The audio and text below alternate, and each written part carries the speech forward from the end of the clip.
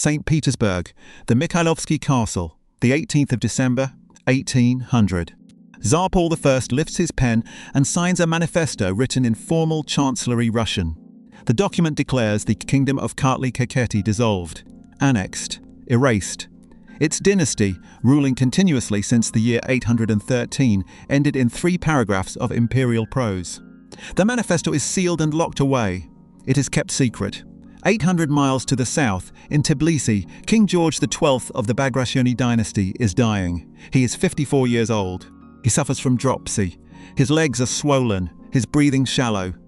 He lies in the royal palace beside the Kura River, writing letters to the Russian general Lazarev, arranging the succession of his eldest son, David. His final documented letter is dated the 7th of December. In it he writes, "Our lands belong to His Imperial Majesty. He believes he is negotiating a treaty. He does not know the treaty has already been written without him. He does not know his kingdom no longer exists." On the 28th of December, 1800, King George XII dies. He has never seen the manifesto. 3 weeks after his death, on the 18th of January 1801, the manifesto is publicly read in Tbilisi by Russian troops.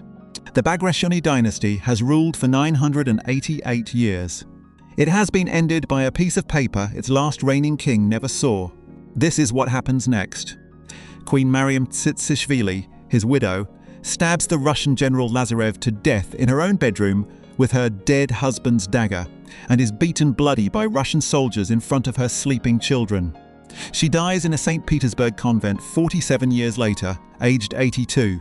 Prince David Batonishvili, the rightful king of Georgia, spends 18 years under house arrest in St. Petersburg, translating Voltaire and Montesquieu into Georgian, and dies childless at the Alexander Nevsky Cemetery, age 51. Prince Teimuraz, who fired Persian cannon at Russian troops at the age of 20, ends his life as an honorary member of the French Société Asiatique and the Russian Academy of Sciences, teaching Georgian to the Frenchmen who would make Georgian studies a European discipline. King Solomon II of Imereti flees to the Ottoman city of Trebizond and dies childless in a Greek church, having donated a gilded gospel inscribed in his own hand, the Second Solomon. His remains come home only in 1990, 175 years after his death. General Prince Pyotr Bagration becomes the most decorated general in the Russian army, leads the left wing at Borodino against Napoleon, takes a shell splinter in his left leg as his 5th wound, refuses amputation, and dies 17 days later with the words, "I am dying not from my wounds, but because of Moscow." If a 1,000-year dynasty's destruction interests you, subscribing helps me keep telling these stories. It is free, and it helps the channel keep going. To understand what the manifesto erased, you have to understand what 988 years of continuous rule means. The Bagrationi dynasty was founded in the year 813, when Ashot I, called Kuro-Palates by the Byzantines, received the Principate of Iberia from Caliph al-Mamun in Baghdad, and the title of Guardian of the Palace from Emperor Nikephoros I in Constantinople. By the year 1125, when David IV, called the Builder, lay dying, at the age of 51, the Bagrationi had recaptured Tbilisi after 400 years of Arab rule, reformed the army with the resettled Kipchak families numbering 200,000 souls, and defeated a coalition Seljuk army estimated at between 100,000 and 250,000 men at the Battle of Didgori on the 12th of August 1121. They commemorated it as the miraculous victory. 6 months later, on the morning of February 1122, David the Builder rode into Tbilisi at the head of his army. The city had been under Muslim rule for 386 years. It would never be under Muslim rule again. By the year 1200, the dynasty had reached its zenith under Queen Tamar, crowned as King of Kings. Her chronicler wrote that her empire ran from the Sea of Pontus to the Sea of Gergan, from Speri to Derbend. 330,000 square kilometers, depending on how the tributary kingdoms are counted. The poet Shota Rustaveli dedicated his epic, The Knight in the Panther's Skin, 1,600 quatrains long, to her in the 1790s. She founded the Empire of Trebizond in 1204 through her nephews. She died on the 18th of January, 1213, aged about 52. She was canonized by the Georgian Orthodox Church. The dynasty traced its claim further still back to King David of Israel, through 7 brothers said to have fled Israel in the year 530. The 11th century chronicler Sumbat Davitis inserted the figure of Cleopas, kinsman of the Virgin Mary, into the genealogy. The Davidic claim was depicted at the monastery of Opisa, encoded in coronation rites, and endorsed by the Georgian Orthodox Church. Modern scholarship treats it as a legitimating myth. But the dynasty was old enough that the myth was almost beside the point. With unbroken male line continuity from Ashot I in 813, the Bagrationi rank with the Imperial House of Japan and the French Capetians among the oldest documented ruling houses in human history. 1,000 years on a single throne. Then came the fracturing, the Mongol vassalage from 1243, the Timurid invasions, 8 of them between 1386 and 1403, the first of which sacked Tbilisi on the 22nd of November, 1386. In 1490, the Council of King Constantine II formally divided the realm into 3 kingdoms: Kartli with its capital at Tbilisi, Kakheti with its capital at Tel Aviv, Imereti with its capital at Kutaisi. The Principality of Mukrani was created in 1512 for Constantine's third son, Bagrat. It would prove to be the branch that survived everything. For 272 years, the dynasty ruled fragments. In 1762, on the 8th of January, King Teimuraz II of Kartli died in St. Petersburg while seeking Russian troops, and his son Erikl II of Kakheti inherited both crowns. The kingdom of Kartli-Kakheti was reborn. Erikl was 41. He had fought in Nader Shah's Indian campaign as a teenager, witnessed the sack of Delhi in 1739, and won the Battle of Aspinza against the Ottomans in 1770 after a Russian contingent withdrew from the field. He understood better than any Georgian king before him that the kingdoms surrounding his were collapsing, and that the choice was no longer between independence and submission, but between 2 predators. He chose Russia. On the 4th of August, 1783, at the fortress of Georgievsk in the northern Caucasus, his envoys signed a treaty with Russian representatives appointed by Catherine the Great. The Treaty of Georgievsk. Article 1 declared that King Erikl solemnly rejected becoming the dependent of any other power and recognized over himself the supreme power and protection of the all-Russian throne. Article 6, Section 2, guaranteed the preservation of His Serene Highness Tsar Erikl and the heirs and descendants to his house, uninterrupted on the throne of the kingdoms of Kartli and Kakheti. Article 6, Section 3, forbade Russian military and civil authorities from intervening in Georgia's internal administration. Article 12 declared, the present treaty is to remain in force forever. A Russian garrison of 2 infantry battalions and 4 guns arrived in Tbilisi in November of 1784. It was withdrawn 3 years later, in 1787, when Russia went to war with the Ottoman Empire. 8 years before the catastrophe, the defence guarantee of Article 6 was already empty paper. The catastrophe arrived in the form of Aga Muhammad Khan Qajar, the man who would reunify Iran. In September of 1790, he sent Erikl an ultimatum. Your Highness knows, he wrote, that for the past 100 generations you have been subject to Iran. Break relations with the Russians. If you do not, we shall shortly carry out a campaign against Georgia. We will shed both Georgian and Russian blood, and out of it we will create rivers as big as the Kura. Erikl did not break with Russia. Russia did not come. On the 11th of September, 1795, on the southern outskirts of Tbilisi, 35,000 Persians faced 5,000 Georgians at the Battle of Kratsanisi. 2,000 of those Georgians were Imeretian auxiliaries sent by Solomon II, Erikl's grandson. Several Georgian noble contingents abandoned the field before the battle began. The 75-year-old king fought in the front line and was carried from the battlefield by his bodyguard on the night of the 10th to the 11th. 300 mounted warriors from Aragvi, the last of the royal guard, died defending his standard. All 300 perished. The Georgian Orthodox Church canonized them in 2008 as the Holy Martyrs of Kratsanisi. The Persians entered Tbilisi the following day.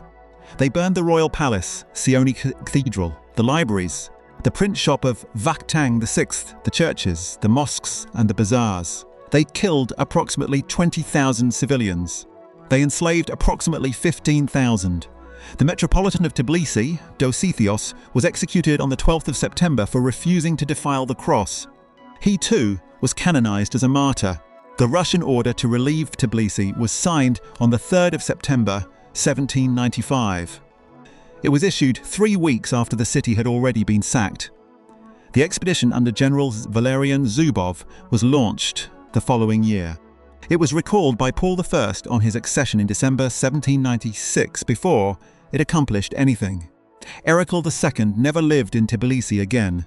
He died at Tel Aviv on the 11th of January 1798, aged 77.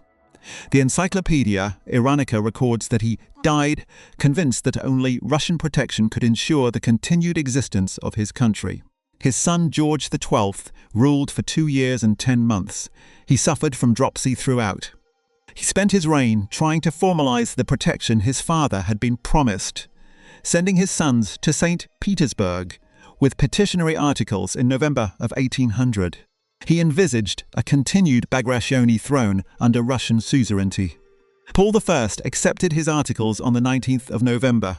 29 days later, in secret, Paul I signed a different document, the manifesto of the 18th of December, 1800. It abolished the kingdom entirely. Paul I was assassinated in his own bedroom in the Mikhailovsky Castle on the night of the 11th to the 12th of March, 1801, by officers of his own court. His son Alexander I inherited the manifesto. The Russian State Council debated it through the spring and summer. Counts Alexander and Semyon Vorontsov opposed the annexation as a violation of international law. Counts Kochuby and Rumyantsev urged confirmation. General Noring, sent to inspect the kingdom from Tbilisi, tipped the balance with a report describing the country as ungovernable without direct Russian administration. The State Council voted to confirm on the 8th of August, 1801. On the 12th of September, 1801, Alexander I signed the confirmation manifesto. Its language was that of imperial benevolence. Not from desire to expand our domains, it read, not from a passion for acquisition, but solely for the sake of preserving the dignity of the empire and procuring tranquility to the Georgian people, have we undertaken to assume the burden of administering the kingdom of Georgia. The Christian faith of the Georgian people, the manifesto promised, shall remain inviolate in its present state. That promise was broken 10 years later. On the 18th of July, 1811, the Russian Holy Synod abolished the autocephaly of the Georgian Orthodox Church and deposed the Catholicos Patriarch Antony II. The Georgian Church, founded in the 4th century, had been independent for 1500 years. It was now a subdivision of the Russian Synod. The manifesto was read at Sioni Cathedral in Tbilisi on the 12th of April, 1802, surrounded by Russian troops. Many Georgian nobles refused the oath of allegiance. Prince Garsavan Chavchavadze, who had signed the Treaty of Georgievisk for Georgia in 1783, formally protested. The royal treasury and regalia had already been removed to St. Petersburg on the 20th of February, 1801. King George XII's coronation crown, made by the St. Petersburg jewellers Theremin and Licht in 1798, set with 145 diamonds, 58 rubies, 24 emeralds and 16 amethysts, was deposited in the Moscow Kremlin armory. The Soviets sold or melted it down between 1927 and 1938 in the foreign auctions of crown jewels under Stalin. The Kingdom of Imereti was annexed by the same mechanism on the 20th of February 1810. King Solomon II was deposed by decree. The annexation took 9 years to apply, beginning with the legal document and ending with the deportation of the last legally crowned Bagrationi king of Georgia. The first wave of erasure began in February of 1803, when General Pavel Tsityanov, a Russified Georgian himself, arrived in Tbilisi as commander. His first official act was to pack off the remaining members of the royal family. He worked methodically. Heir presumptive David was deported on the 18th of February 1803. Princes Bagrat, Mikhail, Teimuraz, and the formidable matriarch Queen Darajan followed in waves through the spring. Then came the morning of the 19th of April, 1803. Tsitsianov had ordered Major General Ivan Petrovich Lazarev, commander of Russian troops in Tbilisi, to remove Queen Mariam Sichishvili from her palace in the Avlabari quarter the previous day. Lazarev was a decorated officer, a hero of the Persian Wars, the commander who had read Paul I's manifesto in public 2 years earlier. He arrived at the Queen's palace in full-dress uniform with a military band and 2 companies of infantry. The Queen was 35 years old. She had been a widow for 2 years and 4 months. She was seated on cushions in her bedchamber. Her children, the youngest of whom was 8, lay sleeping on couches around her. The account that survives comes from the parish priest Onisim Ioseliani, who was present and was published in Paris 24 years later by the French colonel Jean-Michel de Rotiers. Lazarev ordered her to rise. She refused. He seized her by the foot to drag her from the cushions. From beneath the pillow, she drew her dead husband's dagger, the dagger of King George XII. She drove it through Lazarev's torso. The blade emerged through his left side. He fell. She flung the dagger into his face, and the parish priest recorded her words. "So dies anyone who dares add dishonor to my misfortune." Lazarev's interpreter slashed her arm with a saber. The soldiers beat her with rifle butts until she was unconscious and bleeding. They dragged the children from the couches and threw them into a carriage with their bloodied mother. She was confined for 7 years in a convent at Voronezh. She was later permitted to live in Moscow and finally St. Petersburg. She died on the 30th of March, 1850, aged 82. Article 6, Section 2 of the Treaty of Georgievsk, signed 20 years before her wedding, had guaranteed precisely against what had been done to her. I want to know what you think. Of all the deposed European royal houses, which one suffered the worst legal humiliation after the throne was taken? Tell me in the comments. Prince David Batonishvili, born the 1st of July 1767, the rightful heir to Kartli Kakheti, confirmed by Paul I in 1799. Deported to St. Petersburg in February 1803. Made a Russian senator from 1812, a hollow appointment to a powerless body. He spent 18 years translating Voltaire's History of Charles XII and Montesquieu's The Spirit of Laws into Georgian under what was officially residence but functionally house arrest. He died on the 13th of May 1819, aged 51. He was childless. He was buried at the Alexander Nevsky Lavra in St. Petersburg, inside the cemetery of the empire that had erased his throne. Prince Ioannis Bagrationi, born the 16th of May 1768, the scholar of the family. He arrived in St. Petersburg in 1803 and began work on what would become Kalmasoba, the first Georgian encyclopedia.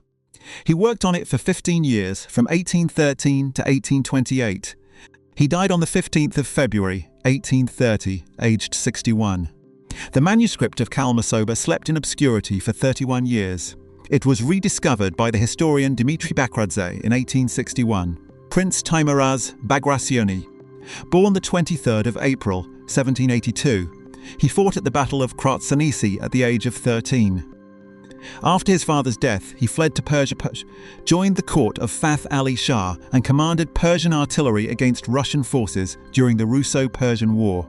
He surrendered to the Russians on the 16th of October, 1810. He was permitted to settle on Vasilyevsky Island in St. Petersburg from 1813. He became an honorary member of the French Société Asiatique in 1831, of the Russian Academy of Sciences in 1837, and of the Danish Royal Antiquarian Society in 1838. He became the principal collaborator of the French scholar Marie-Félicité Brossic, supplying him with manuscripts, transcriptions, and corrections that would form the foundation of Georgian studies as a European academic discipline. He died on the 25th of October, 1846, aged 64. The boy who had fired Persian cannon at Russian troops ended his life teaching the alphabet of Georgian history to the man who would make it readable in Paris, Prince Parnaus Bagrationi, born the 14th of February, 1777, son of Erikl II by Queen Darajan. He led the first major armed revolt against Russian rule, the Meteuleti Uprising of 1804, with 4,000 mountain rebels. He was captured on the 4th of April, 1805, after the failure of the Suromi campaign. He was deported first to Voronezh, then to St. Petersburg. He translated Rousseau's Social Contract into Georgian. He went blind doing so. He died on the 30th of March, 1852, aged 75, Prince Okrepir Bagrationi. Born the 24th of June, 1795. Son of George XII and Queen Mariam. 8 years old on the morning his mother killed Lazarev. He was raised in Moscow under official Russian supervision, became a lieutenant in the Chevalier Guard in 1812, fought in the Napoleonic Wars in his father's adopted army, and spent 3 decades planning to overturn it. In the autumn of 1832, he and Princes Elisba Eristavi, the philosopher Solomon Dodashvili, the Orbeliani brothers, and Archimandrite Philadelphos Kiknadze finalized the conspiracy. The plan was a banquet on the 20th of 1832, at which every senior Russian official in Tbilisi would be killed in a single night, and Okrepir proclaimed king. The conspiracy was betrayed in November of 1832 by Yese Palavandishvili. 145 conspirators were tried under Baron Grigory Rosen. Tsar Nicholas I commuted every death sentence. Solomon Dodashvili died of tuberculosis in Vyatka exile in 1836. Okrepir himself was exiled to Kostroma. He died on the 30th of November, 1857, aged 62. The Russian retribution for the conspiracy was a new ukase signed by Nicholas I on the 6th of May, 1833, demoting every Bagrationi male in Russian territory from the royal title of Batonishvili to the ordinary noble rank of Nyaz. The dynasty had been legally erased. Now its descendants were legally demoted. King Solomon II of Imereti, the last legally crowned Bagrationi king of Georgia, born in 1772, crowned at the age of 17 after defeating his cousin David II at the Battle of Matkaji on the 11th of June 1789. After Russian forces under General Tormasov invaded Imereti in the spring of 1810, Solomon fled on the 10th of May to the Ottoman Pashalik of Akhalt-Sikhe. He raised an abortive uprising in September of that year. He appealed for help to Fath Ali Shah of Persia, to Sultan Mahmud II in Constantinople, and to Napoleon in Paris. None of them came. The treaties of Bucharest in 1812 and Gulistan in 1813 sealed off any remaining options. He died at Trebizond on the 7th of February 1815, aged 42. He was childless. He was buried in the church of St. Gregory of Nyssa in Trebizond, an Ottoman Greek congregation, having donated to it a gilded gospel inscribed in his own hand. The inscription read, "Sacrifice, St. George, the king of the Imeretians, son of Kartli, this gospel by the second Solomon." His remains were repatriated to Georgia and reinterred at Gelati Monastery near Kutaisi in 1990. The interval was 175 years. General Prince Pyotr Bagration, born the 10th of July 1765 in the Russian frontier town of Kizlyar. Of the Mukrani branch, the cadet line of the dynasty that would prove the most consequential. He entered Russian military service as a teenager and rose to become Suvorov's most trusted subordinate. At the Battle of Shongraben, on the 16th of November 1805, he held off 30,000 French troops under Marshals Murat and Lannes with 6,000 men, saving Kutuzov's main army. He lost 2/3 of his command. He fought at Austerlitz, Eylau, Heilsberg and Friedland. In 1808, he crossed the frozen Gulf of Finland and seized the Åland Islands. In 1812, he commanded the Second Army of the West. He urged a preemptive strike into the Duchy of Warsaw and was overruled. He joined Barclay de Tolly's main force at Smolensk on the 2nd of August. On the 7th of September 1812, at the Battle of Borodino, he commanded the left wing of the Russian line. Napoleon committed 45,000 men against his 18,000 at the position that became known as the Bagration Fletches. Around midday, a fragment of an exploding shell struck him in the left leg. It was his 5th wound in 25 years of service. He refused amputation. He was carried from the battlefield to the estate of Prince Boris Galitzine at the village of Sima in Vladimir Governorate. As Napoleon advanced on Moscow and Kutuzov abandoned the city without a fight, gangrene set into the wound.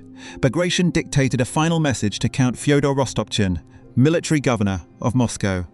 The message was dated the 2nd of September, in the old style, the 14th in the new. "Farewell, my esteemed friend. I will see you no more. I am dying not from my wounds, but because of Moscow." He died on the 24th of September, 1812, aged 47. He never knew that the abandonment of Moscow he had so opposed would, by drawing Napoleon into the Russian winter, become the victory of the campaign. He was reburied at Borodino battlefield in 1839 under Nicholas I. The Soviets destroyed his grave in 1932. Local villagers saved fragments of his remains. He was reinterred in 1987. The Soviet offensive of June 1944, the campaign that destroyed Army Group Center and broke the back of the German army on the Eastern Front, was named Operation Bagration. The Bagrationi, who became more Russian than the Russians, whose name Stalin used as a code word a century after his death, was the dynasty's gift to the empire that had erased it. 120 years passed between the first manifesto and the second. The Russian Empire collapsed in 1917. On the 26th of May 1918, Georgia declared independence. The Democratic Republic of Georgia adopted one of the most progressive constitutions in interwar Europe on the 21st of February 1921. It implemented an 8-hour workday, women's suffrage, comprehensive land reform that expropriated the remaining noble estates, including those of the Bagrationi, and one of the first parliamentary democracies east of Berlin. On the 7th of May 1920, in Moscow, Soviet Russia signed a treaty with the Republic of Georgia. The text was negotiated by Lev Karakan for the Soviet side. Article 1 read, "Russia recognizes unconditionally the existence and independence of the Georgian state, and voluntarily renounces all sovereign rights which belong to Russia with regard to the people and the territory of Georgia. The Allied powers recognized Georgia de jure on the 27th of January 1921. 9 months after the treaty, on the night of the 11th to the 12th of February 1921, Bolshevik forces attacked Georgian border outposts. The Politburo, with Lenin's signature, authorized full invasion on the 14th of February. On the 16th, the 11th Red Army under Anatoly Heka, himself born in Tbilisi, crossed the Krami River. Tbilisi fell on the 25th of February. On the 18th of March, the Georgian cabinet and parliament boarded the French steamer Ernest Renan at Batumi for Constantinople and France. The same legal mechanism Russia had used in 1783 and again in 1801 had been used a third time. A treaty signed, a treaty ignored, a kingdom erased. The first Bagrationi, killed by the Bolsheviks, had died 3 years before the invasion. Prince Alexander Bagration Mukraneli, Lieutenant General of the Imperial Russian Army, head of the senior agnatic line of the dynasty, was captured by Red Guards in the North Caucasus while trying to reach Georgia. He was shot at Pyatigorsk on the 12th of November 1918, aged 65. The August uprising of 1924 was the last attempt at resistance. It was deliberately encouraged by Lavrenti Beria, then deputy chief of the Georgian Cheka, who wanted a pretext for mass liquidation. Between the 29th of August and the 5th of September 1924, in a single week of Soviet retribution, approximately 3,000 Georgians were killed in fighting, and 12,578 were executed by firing squad. Approximately 20,000 were deported to Siberia and Central Asia. The casualties were drawn overwhelmingly from the Georgian nobility and intelligentsia. Sergo Ordzhonikidze admitted to the Central Committee in Moscow that October, "Perhaps we did go a little far, but we couldn't help ourselves." The architects of the second erasure were Caucasians. Joseph Stalin, born Ioseb Jukhashvili on the 18th of December 1878 in the Georgian town of Gori. Sergo Ordzhonikidze, born in Imereti. Lavrenti Beria, born in the Mingrelian village of Merkuli. The three men most responsible for the Sovietization, repression, and depopulation of the Georgian nobility were themselves Georgians, Imeretians, and Mingrelians. The Georgian royal house was erased by Caucasian hands wielding Soviet authority. Some Bagrationi stayed. Princess Maria Bagrationi, homesick in Western European exile, returned to Soviet Georgia in the 1920s. She was arrested in 1948 at the height of Stalin's late repressions and sentenced to 8 years in the Kolyma labor camps at Magadan. She was released in approximately 1956 after Khrushchev's secret speech. She died in Tbilisi. Prince Petri Bagration-Gruzinski was the direct male heir of King George XII's senior surviving son. He was born in Tbilisi on the 28th of March, 1920.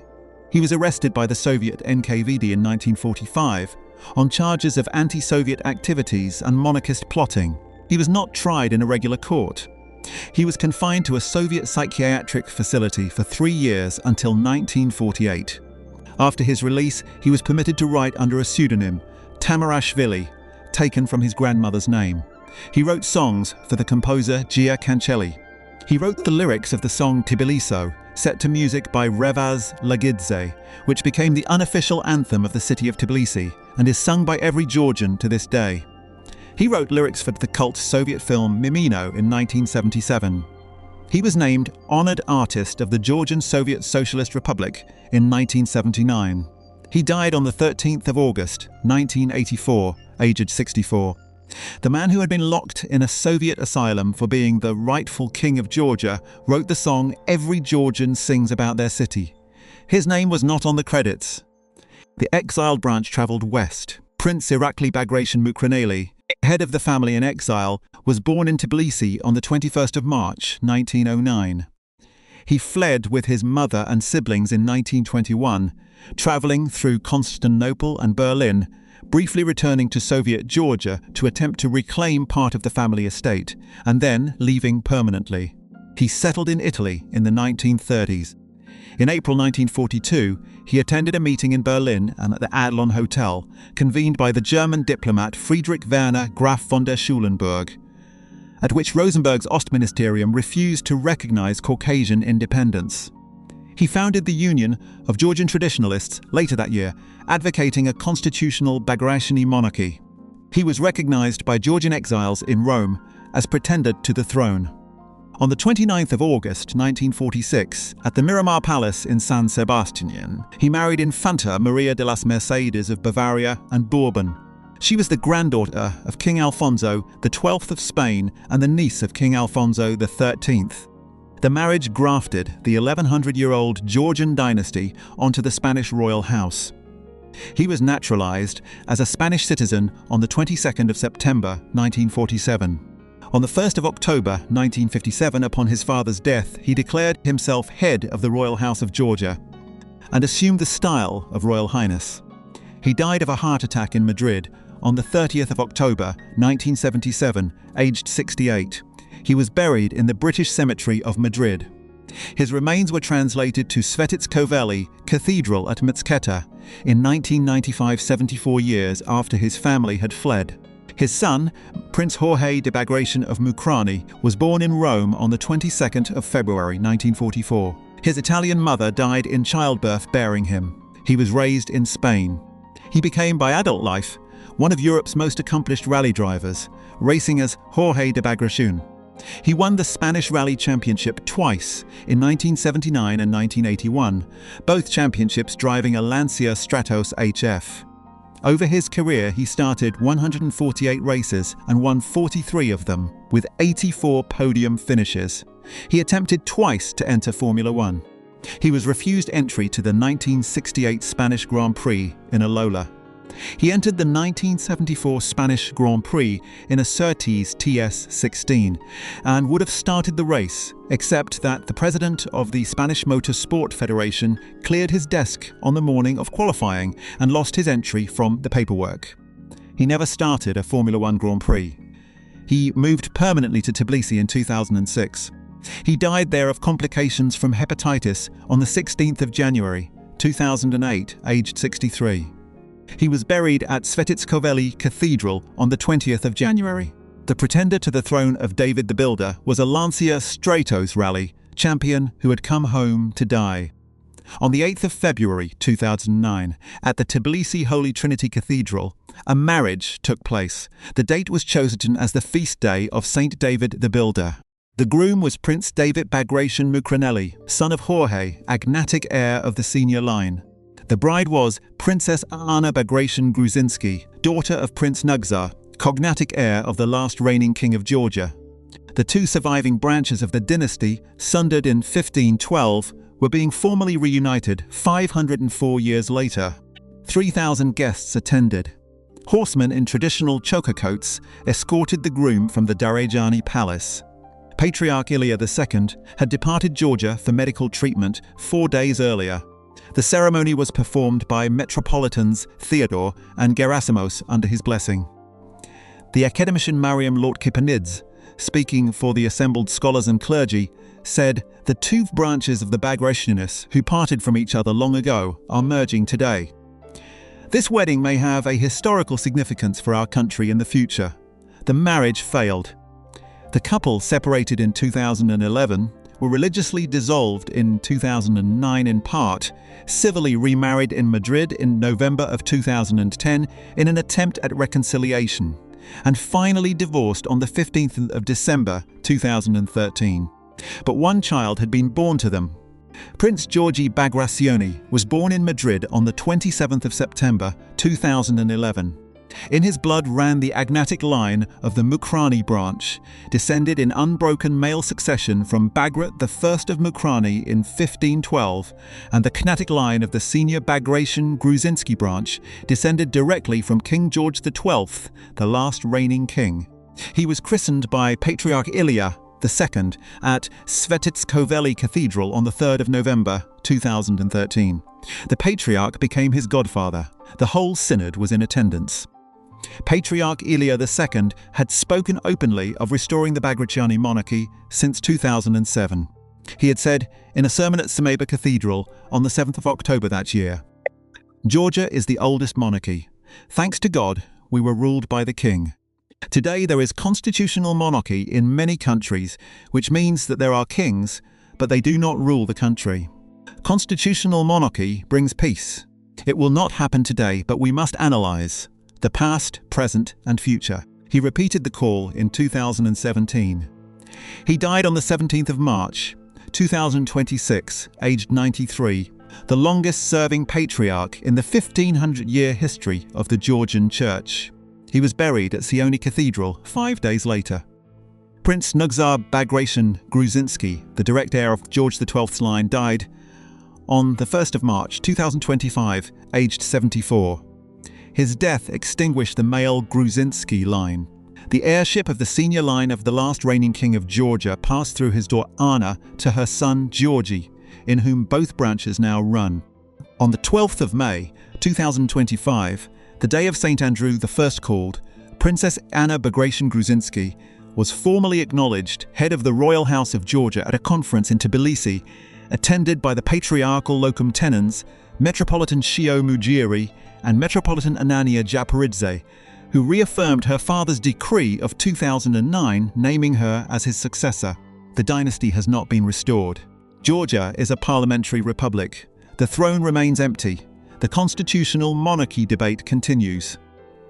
The Russian Federation continues to occupy approximately 20% of Georgian territory, recognized by Moscow as the independent states of South Ossetia and Abkhazia since the Russo-Georgian War of August 2008, in which Russian troops entered sovereign Georgian territory for the third time in 2 centuries. David Bagration accompanied Georgian soldiers to the front line during those 5 days. He told the journalist Frederick de Natal, "In these times of war, you understand what barbarism means. It is also the symbol of man's fallen nature as a human being. No one truly emerges from deadly conflicts as victorious. 2 manifestos, 2 centuries." The manifesto of the 18th of December 1800 declared the annexation for eternity. Eternity lasted 117 years until the Russian Empire collapsed in 1917. The Treaty of Moscow of the 7th of May 1920 recognized Georgian independence unconditionally. The unconditional lasted 9 months until the Red Army crossed the Krami River. Both empires that promised forever are gone. The dynasty older than the Capetians, founded 1179 years before the manifesto, has outlived both of the regimes that tried to erase it. On the 27th of September 2025, 225 years after King George XII died in Tbilisi, without knowing his kingdom had been signed away, Prince Georgi Bagrationi turned 14 years old. He carries the oldest given name in his dynasty's 1100 years. He carries both severed branches in a single body. He attends school in Cantabria in northern Spain. He speaks Georgian, Russian and Spanish. He studies Kridoli, the old Georgian martial art. When the Royal House of Georgia opens its annual liturgy at Svetitskhovely, he is present beside his mother and his godfather's successor. The empire that erased his ancestors is gone twice over. The dynasty older than the Capetians is still here.